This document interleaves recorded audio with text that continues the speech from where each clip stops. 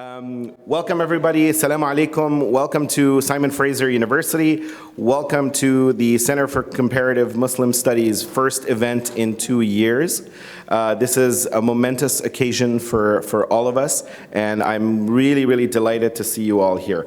I first want to start out by acknowledging that as a settler and someone who works and lives on the unceded territories of the Musqueam, Squamish, and Tsleil-Waututh peoples, I personally, as are all of us, are indebted for the graciousness and hospitality that we have been able to experience as we forge together new beginnings with justice and dignity at their core. We acknowledge not simply the state of injustice and colonization that has been visited upon the indigenous communities on whose land we continue to live, but we also bear witness to the inhumanity and commit ourselves again to our fellow human beings for whom this land and all that it signifies are sacred, and the lives that are forged on it, and demanding truth and reconciliation, not as symbolic, tokenistic notions, but rather as lived experiences. Before we commence with today's program, we have a very important and remarkable human being who's going to be joining us remotely from Merit. We have Chief Raiyan Syeda with us, and I think you might be able to see, well, you see me. You probably don't not want to see me, but let's see. All right, this is Chief Raiyan Syeda. Welcome, Chief Raiyan. I'm just going to introduce Chief Raiyan really quickly, and then we'll hear from her a few remarks before we commence our program. Chief Raiyan Syeda of the Squamish Nation is one of 16 hereditary chiefs of the Squamish Nation and the first female chief of the Lakat Syeda family.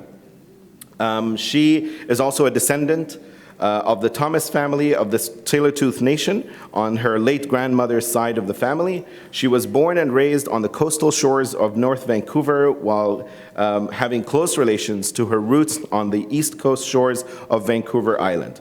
She moved to Nicola Valley 10 years ago after she met, we're going to talk about this, after she met, fell in love, and married Tim Spike Manuel, a former chief of the Upper Nicola Band.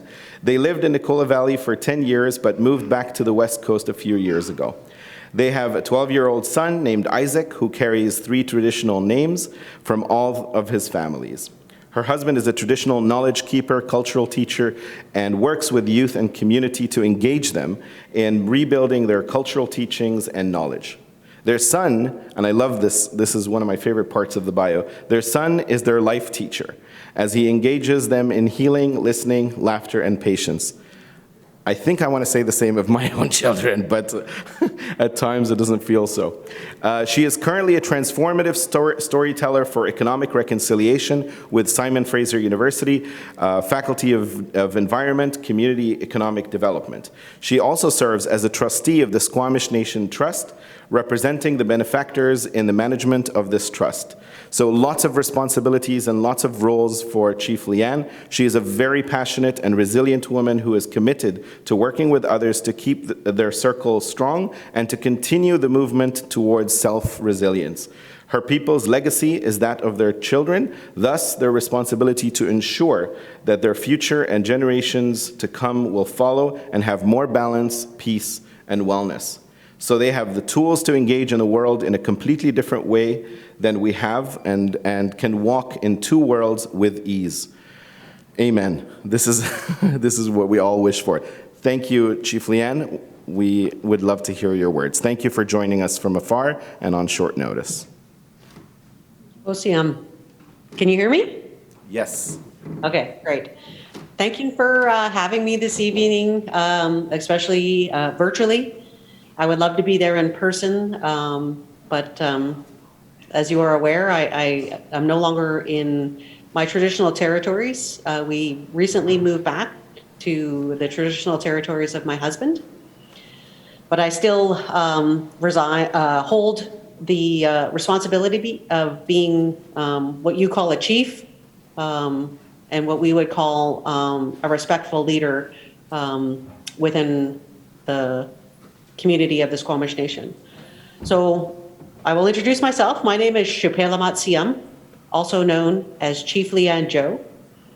Shipelamat is a feminized version of the same name that I carried with my late father, Shipelam Siam, the late Chief Philip Joe. I was lucky when he passed on this hereditary title or responsibility to me back when I was just a young 30 years old.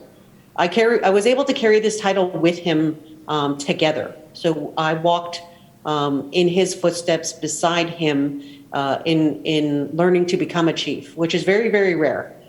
And so I'm very proud that I had that opportunity. Like mentioned in the biography that was shared with you, I am one of a few female chiefs of our community, and I am the first female chief ever in my family, which is the Lakat Joe family, of the Skoltmish Nation, also known as the Squamish Nation. I'm a descendant of the Tsleil-Waututh Nation. That is our sister nation, so they're in the Burrard Inlet. So I have very close kinship ties to our sister community there. I also like to acknowledge the Musqueam territories, and I am also a descendant of the Kwakwaka'wakw speaking people of the East Coast shores of Vancouver Island. So I'm literally almost related to everybody on the West Coast. That's why I had to find a husband in outside of my traditional territory, and same for him. We now reside in his traditional territories of the Inca Catlam and Insielchen communities, also known as the Thompson-speaking people and the Okanagan-speaking people. And we live in the Nicola Valley, Merritt, British Columbia. And our lovely son is definitely our life teacher. He is currently going through his rites of passage training, so he's moving from young youth into manhood through his training. But it's an honor to be here. That's a little bit about myself. And I wanted to share just to start the event, not only welcoming you to our ancestral territories, but to be mindful of where you work, live, and play in our territories, is mindful of being gentle in your walk and in your journey. Our ancestors have walked on the same territory since time immemorial, and their footsteps laid the groundwork and the foundation for all of the work that we carry on today. And I'm very mindful of the impact of how we walk and what we say and how we share and communicate and are with each other in our humanity. Continues to lay the same foundational footsteps for the people yet to be, for the many generations to come. And so this is very important, and I appreciate the invitation to be able to share in the hard work that you are going to be doing this evening and continue to do in your life, because I do the same for not only my family, but my community and the nations, both that I'm born into, that I'm married into, but also as a whole, as an Indigenous woman. My greatest role in this life is being a mother. And I'm very mindful of that responsibility in ensuring that as my son witnesses me being his mother, that he's not only proud of that, but more so he sees the actions and the commitments and the decisions I'm making as his mother in a way that fills his heart, fills his soul, fills his spirit, and gives him the tools and strategies necessary to continue on with the work when I'm gone. And ideally, I'd like to close with the idea that each of us is working towards being in oneness, or at least that's what I hope we're striving for. That when we say as Indigenous people, all our relations, it's not solely tied to our kinship relationships or friendships, but more specifically to the fact that our blood is the same, meaning that, again, we're connected as human beings and spiritual beings in our time today, and that we always carry that. We always carry that in our hearts and our souls and our minds in the work. And I appreciate the conversation and dialogue that you're going to have towards working in allyship together with our communities. This is very important. Being an Indigenous person, at times we feel alone in the colonization and the constant oppression of our peoples at every turn and at every battle and in every court case. And through the decolonizing and reconciliation and indigenization movements of our educational institutions and in industry and everywhere. And so I appreciate given this opportunity to share my thoughts, to share my voice. It is only one of many. But again, appreciate that, honored and grateful to be able to share a few words with you this evening, and wish you all the luck in the work that you're doing and the dialogue and the space that you're creating. Because as you're creating that space, hopefully we are creating less work for our children, our unborn grandchildren, or at least my unborn grandchildren and great-grandchildren and great-great-grandchildren no longer have to carry the burden. And that we are able to achieve a lot through reconciliation, through relationship building, through allyship, and through friendship. So thank you for listening, and all the best. And again, I'm humbled to be here and share a few words with you this evening. So OCM.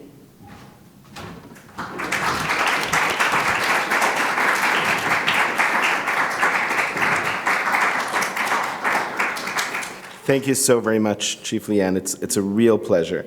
I can't hear you, sorry. Oh, sorry, I'm muted, sorry. Thank you so very much for your uplifting and meditative musings, your reflections.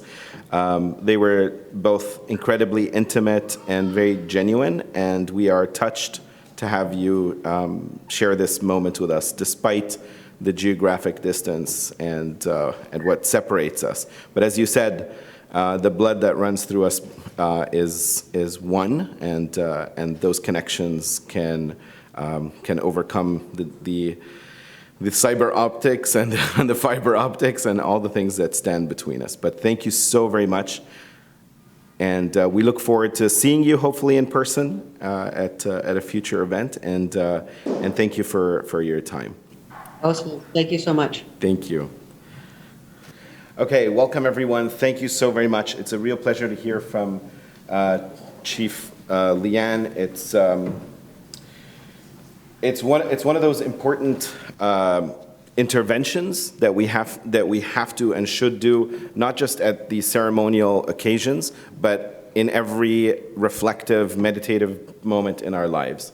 We lead lives that are complex. We lead lives that are forged in the cauldron of complexity and difficulty, but nothing will shed the initial injustice, the original sins on which we continue to live our lives today. So I invite you to continue to reflect about what it means for us to be in these spaces, in these places, and thinking about the contemplative commitments that we need to do moving forward. Welcome to Healing Together, Overcoming Anti-Indigenous Racism and Islamophobia. This event is the product, admittedly, this is gonna be very candid, so I want you to know that we're gonna shed the veneer of formality right about now, and we're just gonna take it easy. I mean, my kids are here and they're noisy, so it's, it's a family affair. Yes, he wants to come up on stage and claim his spot.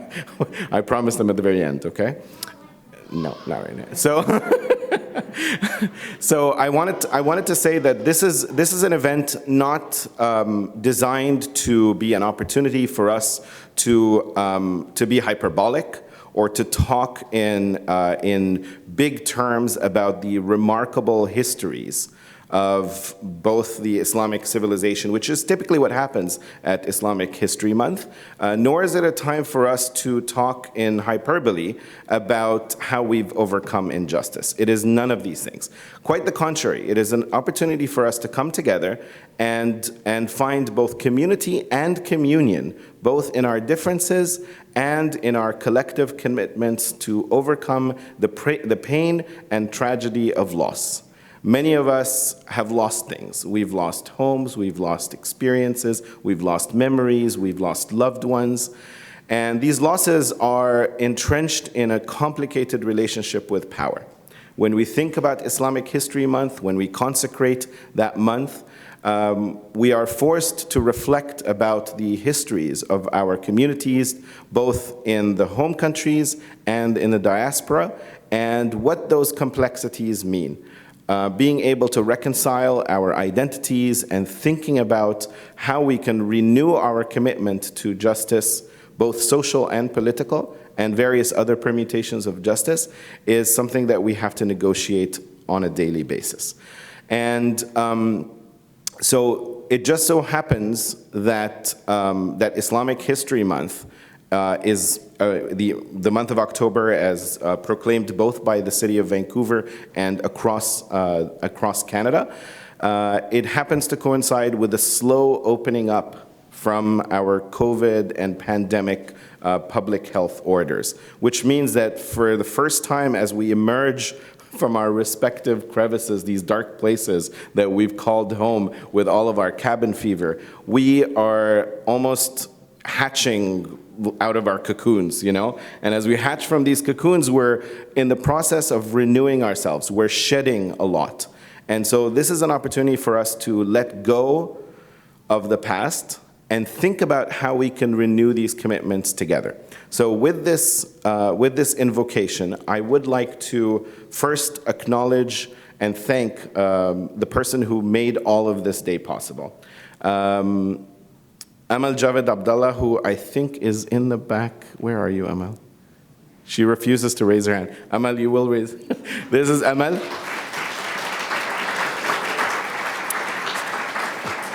So Amal is a master's student at York University. She's studying environmental studies and urban planning. She's also a recent graduate of SFU. She completed her bachelor degree in French and sustainable development, and she's also completed a certificate in entrepreneurship and innovation, and I can tell you, I've seen all of these things live. Amal's research interests are around how city spaces can facilitate the emergence of social capital in racialized migrant communities in order to positively contribute to long-term health and well-being. And in her spare time, Amal enjoys reading, biking, and watching cute animal videos on the internet. I think in preparation for this event, she's had to give up a lot of the watching of the animal videos on the internet because she has been working nonstop. When I approached, Amal to say, you know what, we kind of missed Islamic History Month this year. We didn't have an opportunity to do a lot of, in-person events or really program in the way that we had intended to. She was like, but we can. I mean, so she had this can-do attitude that I almost did not believe or wanted to think that maybe she was not from the same world that we are. But I look in the audience today, and I can tell you that in a span of 3 to 4 weeks, she was able to whip this whole event together. Everything from reaching out to artists and soliciting contributions. And of course, for those of you who've had a chance to peruse the artworks that are presented here, as well as the poetry, you will see that there's a whole lot of heart and love and compassion and commitment and justice in the work that's being presented here. So it's a testament both to the artists and the person who mobilized them. So I want to thank you, Amal, for making it possible and making me believe that it's possible. So thank you, Amal. I cheer you and I toast to you.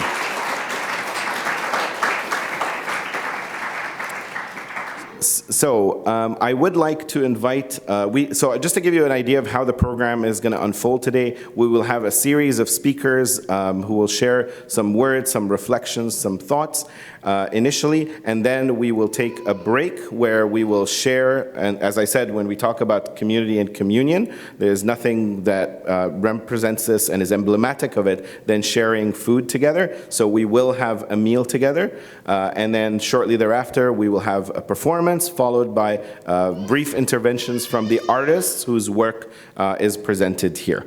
So I will invite Aslam. Aslam is here. I'm going to introduce Aslam really quickly. Aslam is a Love immigrant and racialized settler on Musqueam, Squamish, and Tsleil-Waututh land from South Africa with ancestral roots in pre-partition India. He is a former CCMS community engagement coordinator and a freelance facilitator and engagement consultant. All of this really, what belies all of this is an incredible amount of work that Aslam has done to make the Center for Comparative Muslim Studies the place that it is today. Our outreach into communities, our collective solidarity, the communities that we now call home are really a function of the incredible, indefatigable efforts that Aslam has done over the last couple of years. So even though he's not with us in the center, he is omnipresent in a lot of the work that we do. Thank you, Aslam. I'm looking forward to hearing from you.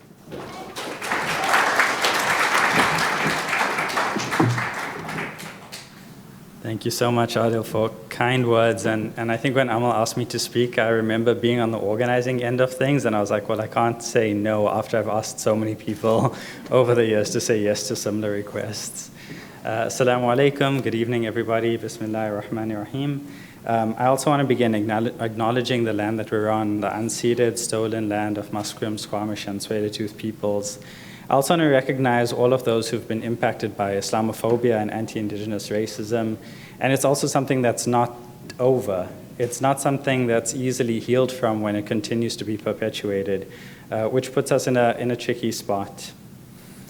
I'm on the board of Islamic History Month, and I dream and advocate for the day when it's Muslim Futures Month instead. I think it's very easy for Canadian states and for politicians to relegate us to the past. The same way that Black History Month takes place every February, I want to see Black Futures Month, and I want to see Muslim Futures Month, so that we can envision together what our presence in this land will look like in 10 years and 15 years and 1,000 years from now. And I see that future being very much interconnected. The solidarity between Muslim and Indigenous communities that we're trying to build now, I think, will only get stronger and stronger from generation to generation. I will admit I'm very nervous being back in person. I'm very nervous speaking in front of real humans instead of just my Zoom screen, being at SFU instead of just being in my living room in the small corner that is now my office. But I'm also feeling really joyful to see people in person, to see old friends, to see people who I've only met on Zoom in real life, and to see their full 3D human bodies has been really, really beautiful. And also just to get to experience the art that we're witnessing in person. There's something very real and sort of like embodied about the presence that these artworks have on us. I wanted to just share a little question about how do we heal, right? It's very easy to come up with a program and to talk about a topic like healing. And healing is not like building a bridge or building a university or something like that. There's this framework that I refer to often called the Cynefin framework that talks about problems, 4 types of problems. So we've got simple problems. Your tap is leaky, you kind of close the tap and the tap is not leaking anymore. You get complicated problems like trying to build a bridge, right? If you're trying to build a bridge, it's a lot of moving parts, but if you figure out all the cause and effect chains, you can get a bridge built. But healing is complex. Healing comes from a place where we need to go beyond the surface. We need to think about feelings and emotions. We need to recognize things that are moving all the time, interactions and relationships that are constantly at play. And I think this is why we need art. And I think this is why art is so fundamental for our healing and for our relationship building. And this is the only way that we're going to solve these complex problems that are becoming more and more relevant and prevalent in our society. And unfortunately, we see a lot of us trying to solve big, complex problems with the same tools that we approach complicated problems with. A friend of mine told me, if you want to be a consultant and make a lot of money, just go tell people that you've got very simple solutions to their complex problems. You sell them the solution, you move on, and 8 months later, they're stuck with the same problem all over again.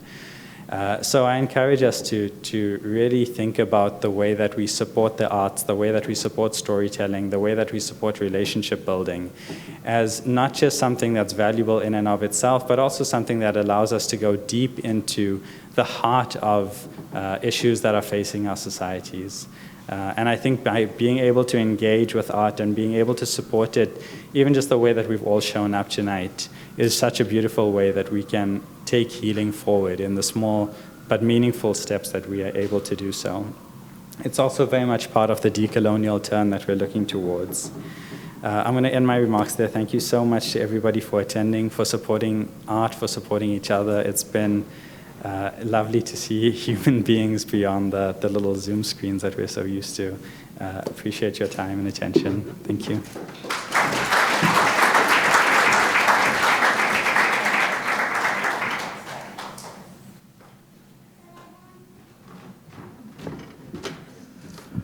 Thank you very much, Aslam, for your incredible and insightful words, and it's good to have you back. Even though it's fairly brief. I wanted to say really quickly that, as Aslam noted, art is an immersive experience, both for the artists who are involved in the creative process of trying to express their deep-seated thoughts, reflections, contemplations, and traumas. And admittedly, when we talk about healing together, we are inviting the artists to reflect on the more sort of precarious aspects and vulnerabilities in their lives.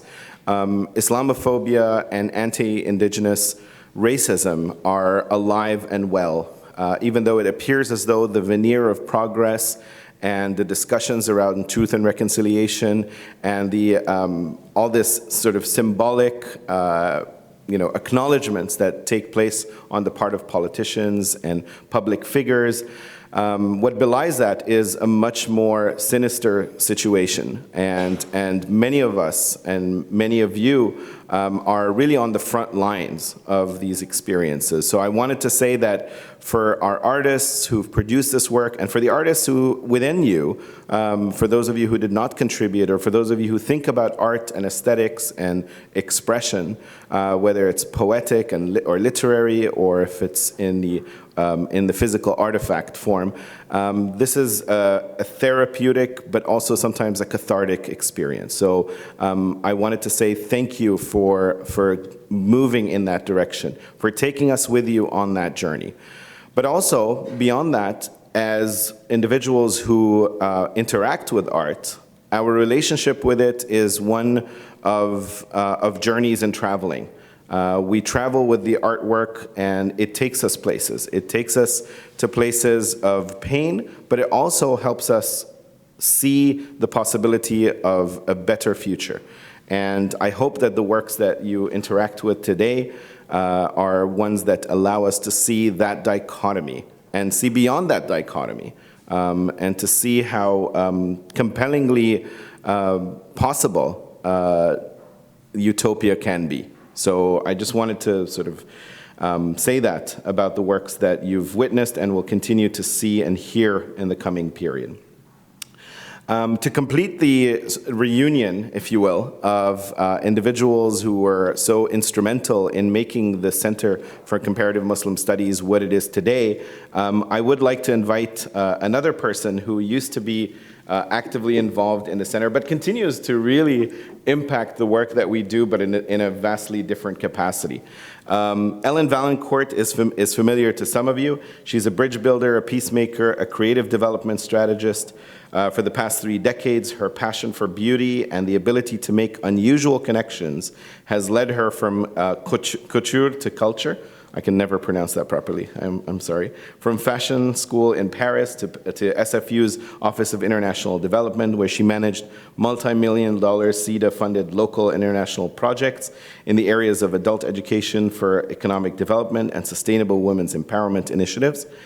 In 2008, Ellen accepted a brand new role, surreal to think that many years have passed, a brand new role at SFU's Center for Comparative Study of Muslim Societies and Cultures, the previous iteration or previous name of the center that I have the distinct pleasure of directing this year. The first of its kind in North America, where she then co-developed, implemented, and oversaw the organization's operations and a wide range of educational programs, community outreach initiatives, public lectures, and platforms for rigorous academic discussion. And honestly, her bio is full of incredibly interesting and compelling things. I'm just going to say that in 2014, unfortunately, the position that she held was eliminated. Ellen now currently works for the City of Vancouver in external relations and protocol, where she facilitates high-level dignitary and delegation visits, and has been a very, very strong ally of the center and many of the Muslim communities across the city in supporting them, in facilitating access to city officials, and helping us do a lot of the things that we didn't know how to do prior. So I thank you, Ellen, for being that bridge builder. You've started that many years ago, and you continue to do so to this day. And I invite you to come up here and share a few words of reflection.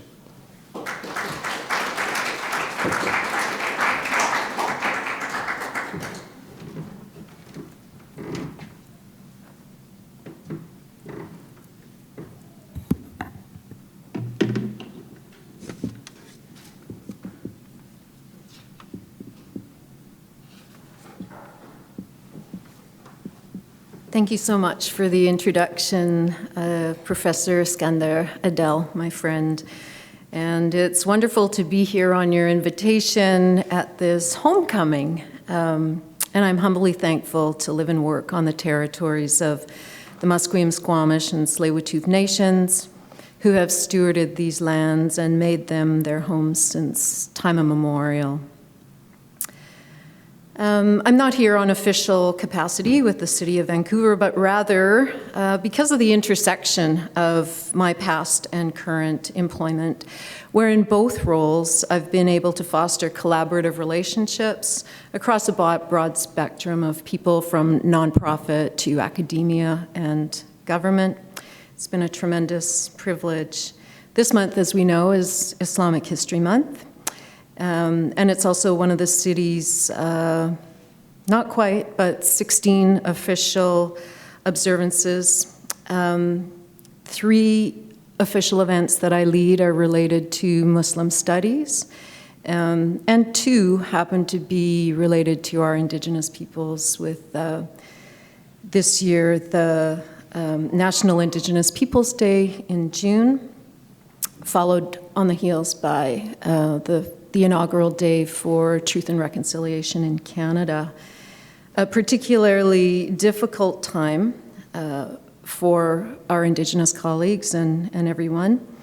And an elder explained to us, our planning committee, that the unearthing of the Indigenous children's bodies with the residential schools are only happening now because as a society, as a whole, we've only come to the level of a collective consciousness to acknowledge the injustice. And this exhibit and the reception and everyone here today really speaks to that readiness for people to gather and hear and appreciate and witness and share their hearts with one another. In 2008, as Adele mentioned, I arrived at the center as a cradle Catholic, a Euro settler of Polish-Ukrainian origin, with very little knowledge of Muslim cultures and societies, but I did have a background in international. However, I was warmly welcomed by this community who modeled endless amounts of care and compassion, both within and beyond their communities. And I saw how the greater public, the common misperceptions of Muslim cultures and Islam were really contributing to the growing effects of Islamophobia, also fed by the media and the narrow lens with which they report on the dominant negative view of Islam. In my time there, we accomplished some of the most meaningful work at the center that I'm still really very, very proud of, and it remains one of the most interesting and fulfilling roles in my career. That came to an end. In 2014, the position was eliminated, and it resulted, in a lot of soul searching and healing that I had to do as a result of that. It was such a close community to me, and it felt like home with my community and my friends. But it happens all the time, and we see that everywhere. And whether it's a case of systemic injustice or whether it's the patriarchy within the white colonial construct, it may never be known. But I arrived over time at the idea that what truly matters is that that experience has particularly sensitized me to the many injustices and inequities, issues of racial discrimination, and has brought me to where I am as a friend, as an ally, as an advocate, activist, artist, with a commitment to really upholding rights and the dignity of all people. So I'm always so delighted to be connected with the center and also my Indigenous colleagues, Black History Month, and through my work with the City of Vancouver, that list goes on. And I'm particularly heartened to see how the center has been re-envisioned several years ago, first by Professor Amal Ghazal, followed by Professor Azadeh Yamini Hamadani, and now Professor Adel Iskandar, to engage this diverse cross-section of the community in ways that are really beyond symbolic and performative, but have very far and real and lasting impacts, bridging divides and taking steps to heal. The Native novelist and scholar Thomas King from Guelph University writes, "The truth about our stories is that that's all we are." And I was thinking about that, and indeed, the work of healing demands that our stories are told and that they're acknowledged, and only then can we step beyond and create a new narrative. And I think all of these pieces of artwork here today speak of that new narrative and way forward. So I thank you for this beautiful exhibition, all the artists and contributors, and everybody who's worked on it, and also for the opportunity to gather with you. Wa ramahatu ala wa barakatu. Thank you very much.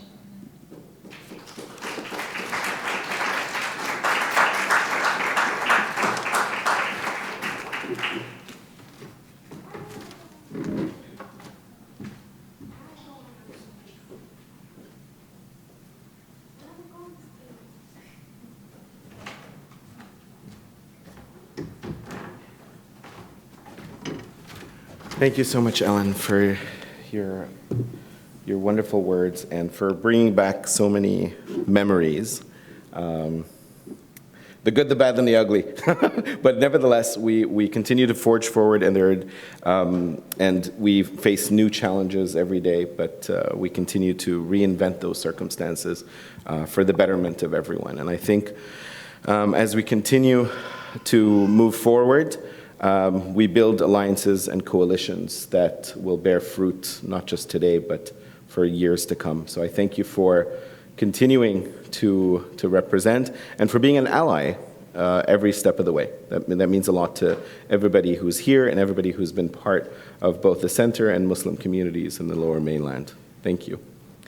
I would like now to invite a dear friend and colleague, Dr. Aisha Chaudhry. Dr. Chaudhry is the Canada Research Chair in Religion, Law, and Social Justice and Associate Professor of Islamic Studies and Gender Studies at the University of British Columbia, where her research focuses on Islamic law and theology. An elected member of the College of the Royal Society of Canada and a Pierre Trudeau Fellow, Chaudhry has been a Wall Scholar at the a Wall Scholar at the Peter Wall Institute for Advanced Study, I should know this off the top of my head, at UBC, and the Rita Hauser Fellow at Radcliffe Institute of Advanced Study at Harvard University. Some of her most notable works, in fact, the one that she will be sharing readings from, are The Color of God, published this year from One World, and Domestic Violence and the Islamic Tradition, Ethics, Law, and the Muslim Discourse on Gender from Oxford University Press in 2014.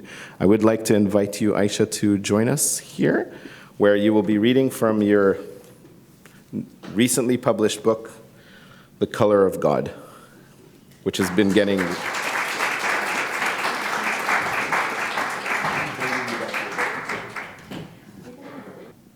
Try this. Can you hear me? Is that, okay. Thank you. Okay. Well, thank you so much for having me here, Adil. I really appreciate it. And I'm also thrilled to be here, and this is my first public event. So it's a beautiful experience to all be here together, so thank you. I'm going to read from an excerpt, actually, just from this book called The Color of God, and this is a chapter called Theft. And in this chapter, a child is taught a lesson about stealing. And I'm not going to read that incident about stealing and the lesson, but we go into this sort of this reflection that comes from that lesson. So I'm going to read that. I have only 2 memories of my grandfather, both from family trips to Pakistan. In one, he's in a bed in one of the rooms in my mamu's portion of the house. The room is painted a light shade of green. It is a house that my grandfather claimed after partition. He fled to Pakistan from India with his family, leaving behind farmlands, cattle, and a haveli, a compound of houses, immovable wealth. Apparently, the way it worked during partition was that if you survived the massacres in your hometown, escaped the knives of your neighbors, jewelers, butchers, and school teachers, once friends, now turned enemies, based on lines drawn by white men over lunches in posh rooms, if you survived the violence along the way on the roads and train stations, stations turned for a little while into battlefields and slaughterhouses, running red with rivers of blood. If you finally made it to the place where you were supposed to be, which was not your home because that had been left behind, but the place where it had been decided by the people who would never be called thieves, that you'd have to start your life over, then what you would do is find an empty house, another displaced family's home, and move into it and claim it as your own. Finders keepers following partition, displacement, and massacre. The house my grandparents settled into is a large home that used to belong to a Punjabi, Hindu, or Sikh family. We know this because it was abandoned. My grandfather claimed it. Growing up, I heard this was a wealthy family's house, evidenced by the fact that they left behind an entire trunk full of chocolates. Now the house is partitioned in 2, as my grandfather lies weak, ill and dying, surrounded by his children and grandchildren, in a room in a part of the house that 2 of his 7 sons live in. The other half is occupied by another son. The son split the house in 2, and the partition was not amicable. The brothers fought over portions of the house, each feeling cheated out of his fair share. And the 3 who claimed the house, 2 in one section and 1 in the other, screwed their remaining siblings, including my mother, out of their rightful claim to a house the family barely had a claim over to begin with. I'm not sure how old I am in this scene. Maybe I'm 5. The white-bearded, light-skinned, frail man on the bed, my grandfather, is dying. Some people are weeping, speaking in hushed tones. There's a sense of great importance in the room. Something is about to happen. I'm not there when it does. I am told that just before he died, he smelled blossoms, asking, "Where are all those flowers coming from?" There were no flowers in the room. This is a good sign. The smell of flowers means he's headed to Jannah, the garden, paradise, encountering its smell before its sight. He smelled heaven while still alive, in the liminal space between life and death, when he could still communicate, when he could still tell us, "There are flowers in paradise. I smell them." The next time I see him, he is dead. His washed body lying on a charpai, there's a huge slab of ice the size of a coffin beneath the charpai, cooling the body from below so it doesn't rot. The body, the charpai, the coffin-sized block of ice are all in the courtyard in the house. I think it's summer and early evening, so likely about 7 p.m. Some of the adults are wailing. My mother's sister brings me close to the body. "Go ahead, look at him. He's your nana, your grandfather, your mother's father." The words for maternal and paternal grandfather are different in Urdu, nana and dada respectively. The difference between these grandfathers is significant. You have different claims over each. They have different kinds of power over you.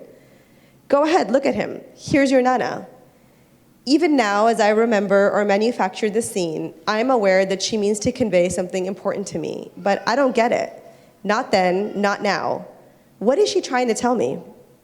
Maybe she wants me to know where I'm from, my maternal lineage. Maybe she's just overcome with grief and this encounter has nothing to do with me. That's more likely. This is about her. But I don't know that when I'm 5. And more than 30 years later, I remember that exchange, but I doubt she has any recollection of it. I go into a dark back room off the courtyard, crossing into another section of the house, and hang out with my cousins who are also children. We discuss, try to process what has just happened and how we should behave. "Our grandfather just died," says one cousin. "We should be sad," says another. "Let's cry," suggests a third. Good idea, we agree. So we try to make ourselves cry, mimicking the adults, forcing feelings of sadness I don't actually feel. After all, I never had a relationship with this man who has just died, this man named Asadur Rahman. Beautiful name when you think about it. Not the Lion of God, but the Lion of the Merciful. A name that holds opposites, that imagines fierceness and mercy together at once. As I think back on this strange memory of being in a dark room that feels like a cave, the walls made of stone and brick, moisture seeping through them so the room feels damp, pretending to be sad, fake crying at the death of a grandfather I never knew, I wonder, is this the first memory I have of feeling like a fraud? I wonder too, can grief be stolen? What I'm really asking is, can grief be owned? There's a contested story about the British East India Company involving the thumbs of Bengali weavers. According to oral accounts, the thumbs of Bengali weavers were cut off by the British to prevent them from competing with the East India Company in the textile trade. But a written account by a colonialist himself states that the East India Company's labor practices were so horrific that Bengali weavers cut off their own thumbs rather than allow their labor to be stolen by the British. Where does the truth of the missing thumbs lie? In the colonial history of indigenous peoples, in the oral history of indigenous peoples, or the written history of colonizers? Memories too, it turns out, can be stolen. In the episode with the hatchet, I was never physically hurt. The mere threat of violence was enough to put the fear of God in me. The fear of God can be more merciful than the fear of the state. God can be shaped and reshaped by us, but we are helpless before the state. And it worked. I learned the lesson I was supposed to, that people and things can be owned, that some people own more things than others, that ownership is virtuous, and even more, it is a protected right. Taking something that someone else claims ownership over is called theft. It does not matter how little you have, or how much they have, or how they came by what they have. Taking it is a crime and a sin. The crime is both moral and legal. Laws, religious and secular, punish the thief. The punishment is often physical. whether it involves cutting off a hand or confining you to a cage, stealing years from your life. I learned this lesson living on stolen land stolen by Europeans from the indigenous peoples whom they mistook for Indians and then called Indians anyways, stealing their identities, their names, their land, their kin, their children, their language, teaching us that what is not owned can still be stolen. So the lesson I learned was this: the powerless have only a merciful God to rely upon, whereas the powerful can rely on the mercy of the state.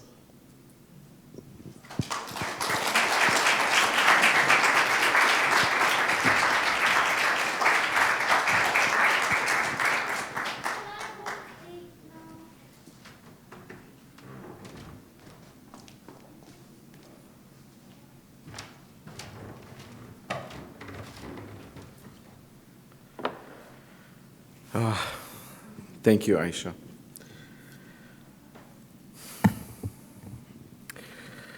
Okay. It's very, very difficult to follow that. Thank you, Aisha.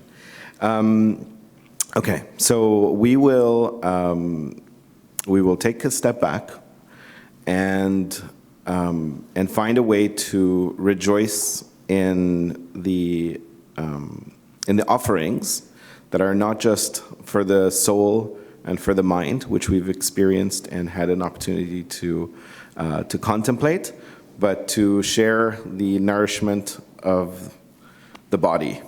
So luckily, we have a buffet of delicious food at the very end. I know there's no seamless way to do it. There's food in the back, and I'm sure some of you have built an appetite. So I think the best way to do this is to have folks come up. I think we have servers, everything is set up. Everything okay in the back? Folks, everything is okay? So we should try to do this in as orderly manner as possible, but you can grab your plates and come back and eat while at your seats. So the buffet is now open. We can form a line perhaps on the right-hand side. It looks to me like we can form on the right-hand side and make our way down, and it'll go in a full loop, okay? Enjoy your dinner, and the programming will continue once everybody has been served, and we'll hear from the artists, and we'll have a post-dinner show. Thank you. We are very, very grateful and happy and delighted to have with us today members of the Vancouver Rumi Society who will be presenting to us a blessing, a ritual, a meditation from the Sufi tradition of Islam. The individuals who are responsible for it are folks who have been doing this for years. I do not want to belabor this, but their CVs are quite extensive. Among them, or leading this, is Simi Ghazi. She's a lecturer of classical Arabic at UBC, and someone who has been a student of Rifa al-Ma'rifi, the spiritual lineage and a performer of the traditional Islamic arts. She does Quranic recitation and hamd all the time across the Lower Mainland, and she will be leading this particular ritual. We also have Farzat Attar Jafari, also known as Shamsa, originally from Khorasan, Iran, and now living in Canada, who has been here for 25 years. He is a Suluk Sufi, and he studies at the academy and a graduate under the direction of Pirzia and Ayat Khan. And we also have, thankfully, the presence of Ida Ertan, and she is a Meridian yoga therapy teacher, meditation instructor, and activity coach. She's a well-known community developer with an educational background in psychology and health sciences, and she will be part of today's meditation. And then we also have Masa Katib, community organizer, activist, and a storyteller in the Lower Mainland, who's contributed on so many occasions to such beautiful ceremonies. So I thank you all, and without further ado, thank you.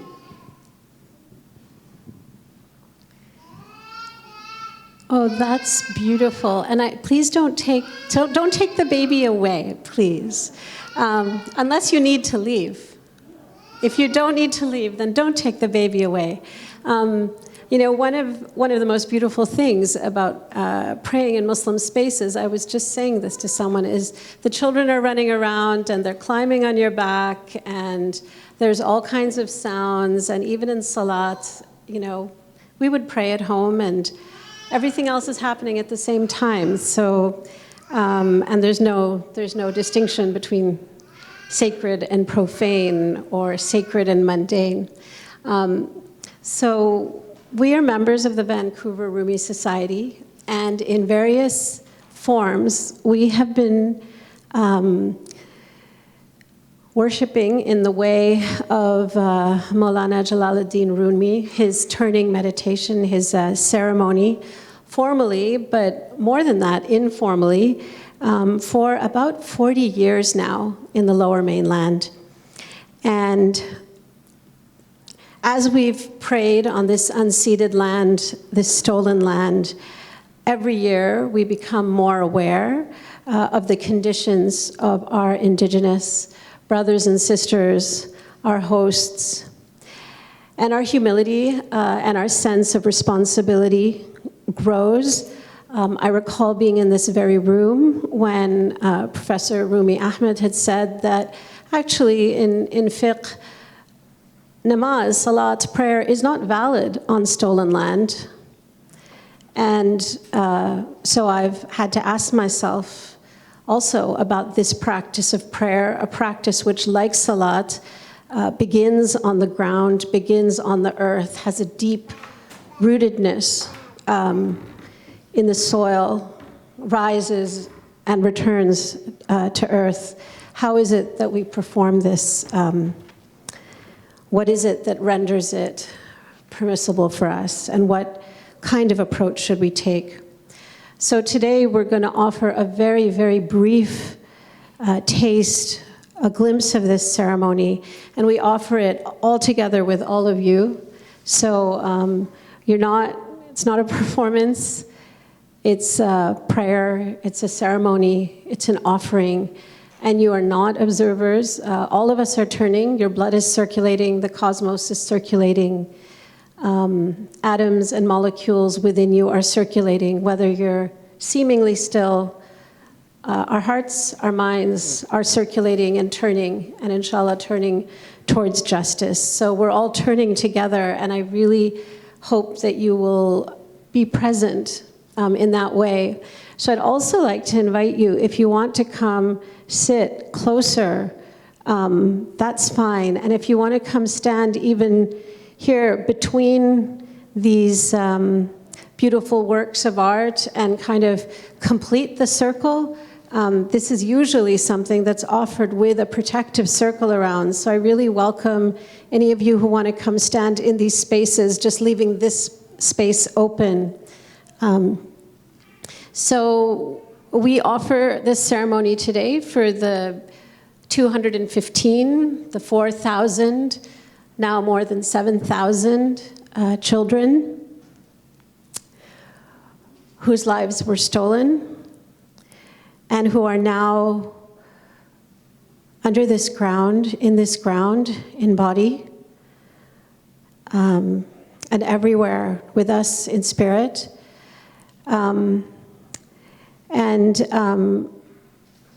When the dervishes turn, you'll notice that they turn to the left, and that's because the left is where the heart is, and the left foot is anchored. The left foot is the foot of Tawheed, of unity, so it's anchored in one spot, but the right foot, the dervish turns and is able to face all of creation, all nations, all peoples, all cultures, the four directions. For the dervishes, we say that like Ibrahim turned in the fire and shone and shimmered rather than perishing, the dervish also turns and shines rather than perishing. So this is a resurrection dance, really. With the right arm raised, the dervish receives rahmah, and this rahmah is channeled through the heart, the qalb. Qalb, of course, means to turn, so it's the turning, transformative, center, and then it's channeled through the arm to the left and offered to creation. So I'd also like to invite you to put away your cell phones. There's going to be a recording. The center often posts these recordings, and really be just present with us. And we had thought about whether we should play some recorded music or how we would do this, but actually we're just going to improvise some dhikr, and it would be so beautiful if any of you who feel moved would join us with your voices. If you want to come stand here with us, that's beautiful too. So I'm going to begin with a surah from the Quran.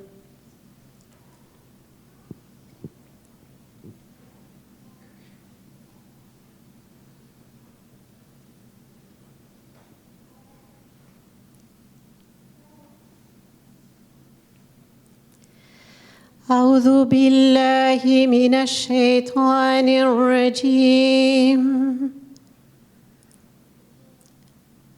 بسم الله الرحمن الرحيم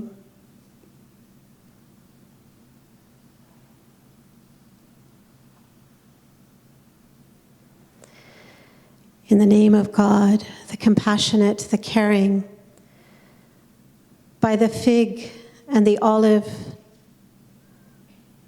by the mountain of Sinai, and by this inviolable ground, by this inviolable ground, by this inviolable ground. We created the human being in the highest station and brought them down, lowest of the low, save those who keep the faith, who work justice. Theirs is a recompense, unending. What can give you the lie then about the reckoning? Is Allah not the judge, most wise? Bismillahir Rahmanir Rahim. والتين والزيتون وطور سينين وهذا البلد الأمين وهذا البلد الأمين وهذا البلد الأمين لقد خلقنا الإنسان في أحسن تقويم ثم رددناه أسفل سافلين إلا الذين آمنوا وعملوا الصالحات فلهم أجر غير ممنون فما يكذبك بعد بالدين أليس الله بأحكم الحاكمين صدق الله العظيم.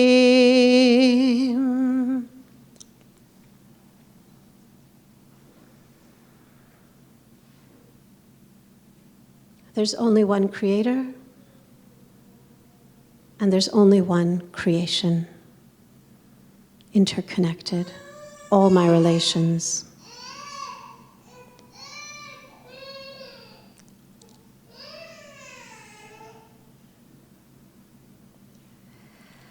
La ilaha illallah, la ilaha illallah, la ilaha illallah, la ilaha illallah,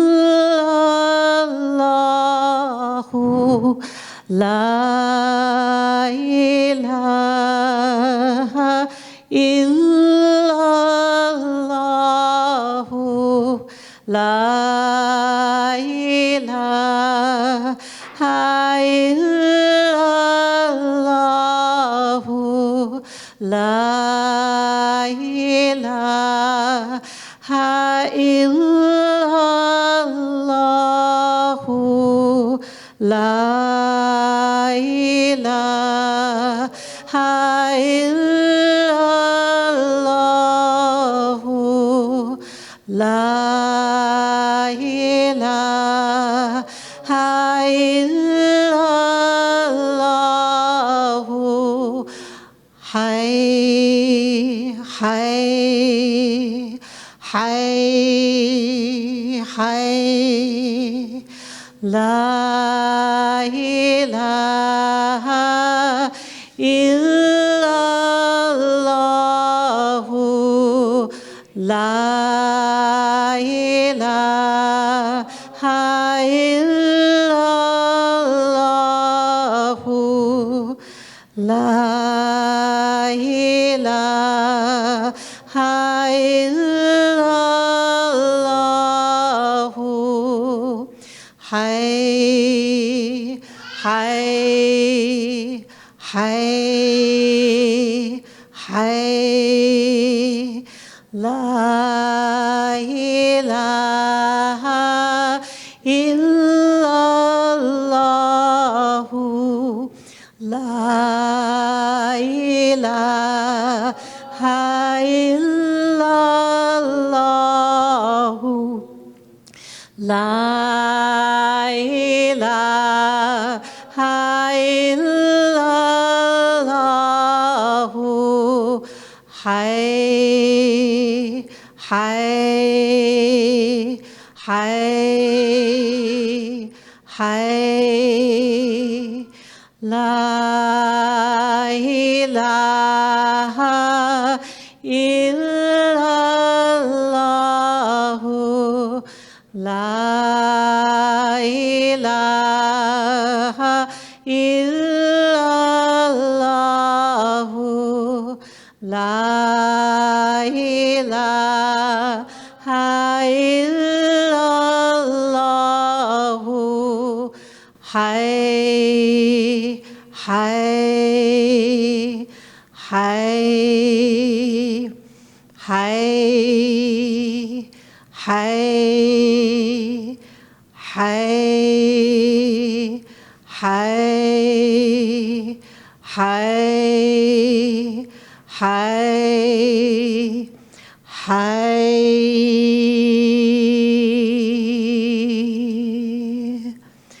La ilaha illallah. La ilaha illallah. La ilaha illallah. La ilaha illallah. La ilaha illallah. La ilaha illallah. La ilaha illallah. La ilaha illallah.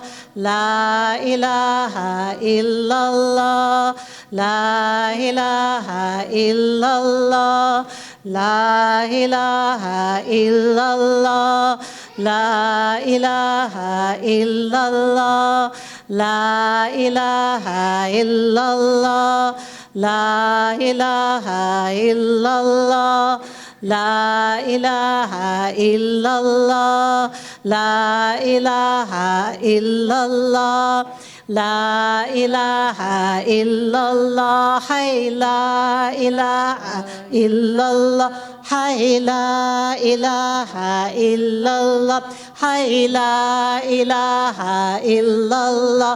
Hay la ilaha illallah. Hay la ilaha illallah. Hay la ilaha illallah. Keep it going.